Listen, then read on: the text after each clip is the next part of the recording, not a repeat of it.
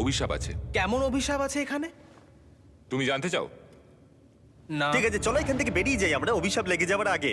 ও মাই god, এই পিরামিডটা সত্যি অসাধারণ ছিল। এই পিরামিডটা আমাদের অনেক প্রশ্নেরই উত্তর দেয়নি, কিন্তু হয়তো পরের পিরামিডগুলো আমাদের এই সমস্যার সমাধান করে দেবে আর আমরা আমাদের প্রশ্নের উত্তর পেয়ে যাব। এই ডুমটা হলো গড ওসাইরিসের, যেখানে খুব কম মানুষই Oh my God! এখন অব্দি আসতে পেরেছে। তাহলে আমরা এখানে কি করছি? আমরা ভাবতেও পারিনি পাতালের দেবতার সমাধি মাটির নিচে এতটা গভীরে অবস্থিত। ও ভাই না, এটা তো অনেক নিচে অবধি গেছে। আগে তুমি যাও কার্ল। ও মাই গড, ও মাই গড। আরে ও একটু আওয়াজ না করে নিচে নামছে কি করে? এটাই হলো এন্ট্রেন্স, কাল। হ্যাঁ, তারপরে এটা আন্ডারওয়ার্ল্ডের গডের এন্ট্রান্স। এটা তো অনেক বড় সিঁড়ি। এটা কিন্তু সত্যিই খুব গভীর, মানে তুমি যদি পড়ে যাও। হ্যাঁ, নিশ্চয়ই আমি মরে যাব। হ্যাঁ,